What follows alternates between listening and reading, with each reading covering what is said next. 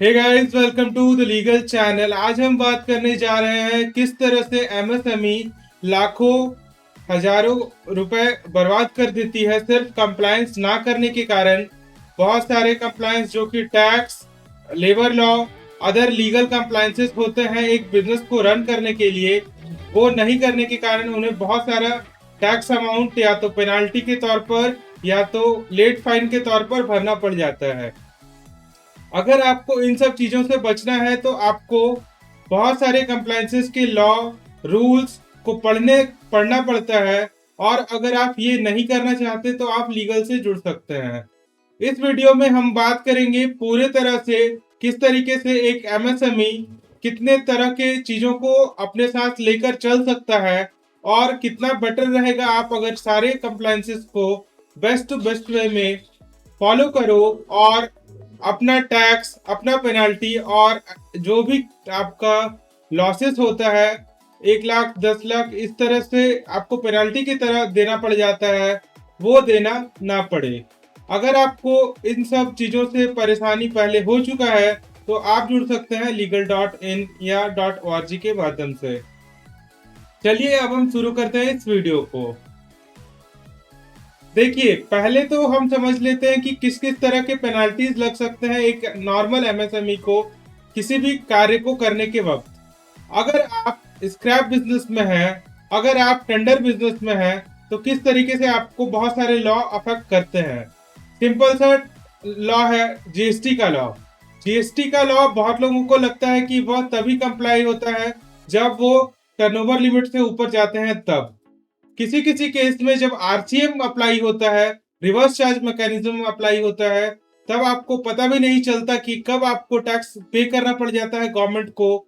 और किसी भी तरह से टैक्स पेमेंट ना होने के कारण आपको दिक्कत हो सकता है और मुसीबत का सामना करना पड़ सकता है। आरसीएम जो कि रेलवे के केस में, जो कि एमएसटीसी के केस में, अदर अदर टेंडरिंग प्लेटफॉर्म के केस में बहुत मैंडेशन हो जाता है।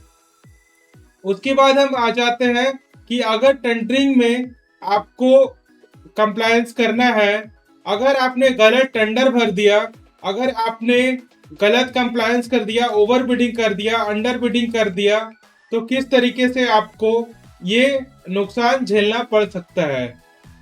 अगर आपको इन चीजों के बारे में नहीं पता है तो आप legal.in से सहायता ले सकते हैं, किसी अदर प्रोफेशनल से सहायता ले सकते हैं।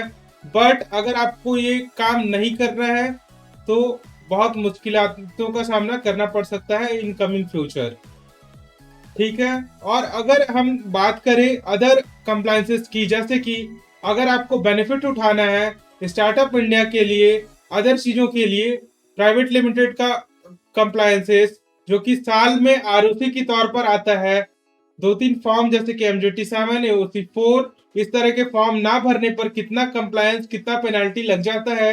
1 से 1.5 लाख तक का ऑडिट के कारण, ना ऑडिट ना कराने तक के का पेनल्टी लग जाता है एक पर्सन पर। तो इस तरह से आपको नुकसान हो सकता है। अगर हम इस तरह से और भी चीजों के लिए बात करें तो उसमें आपको ईपीएफ और ईएसआईसी का कंप्लायंस है। आज के टाइम पर आपको न्यूज में सुनने को मिला होगा 6 से 7 तारीख तक आपको सैलरी डिस्ट्रीब्यूशन हो जाना चाहिए।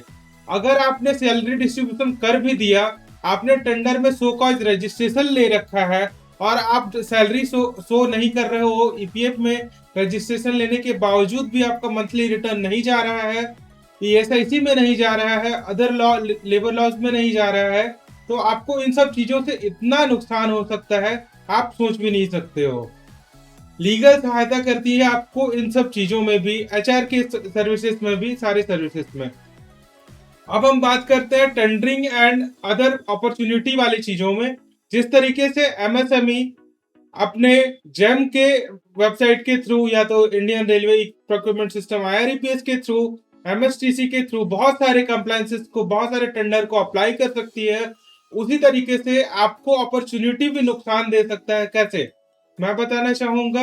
एक टेंडर जब आप भरते हो तब आपको नुकसान यहाँ हो सकता है कि आपने ईएमडी तो भर दिया, ईएमडी का नुकसान तब हो जाएगा जब आपका ईएमडी 3 महीने के लिए ब्लॉक हो जाएगा। अगर आपका ईएमडी 3 महीने तक ब्लॉक हो जाता है तो आपका जो स्टॉक मनी है, वर्किंग कैपिटल है, वो आपका फ्लॉ में आ जाता है।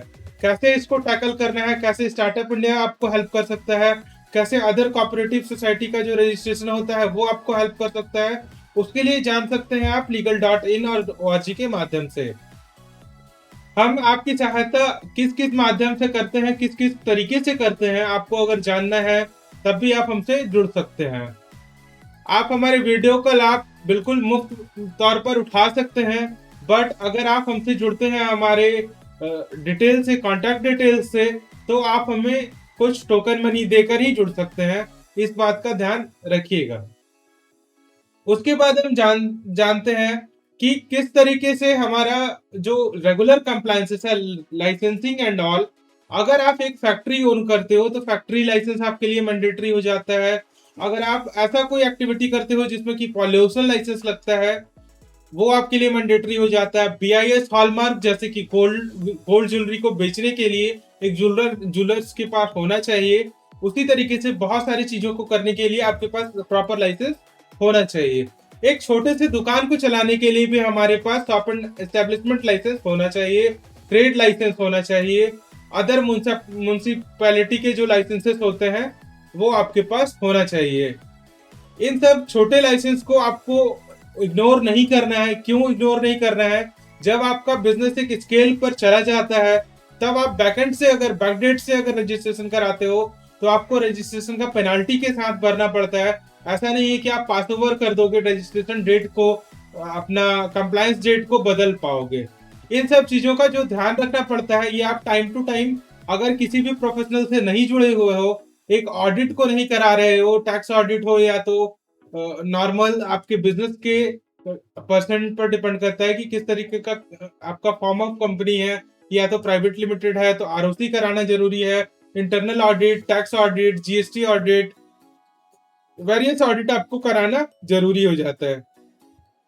तो अगर आपको किसी भी तरह के सर्विसेज की जरूरत है तो आपसे नम्र निवेदन है कि आप legal.in और legal.org पर जुड़े हमसे।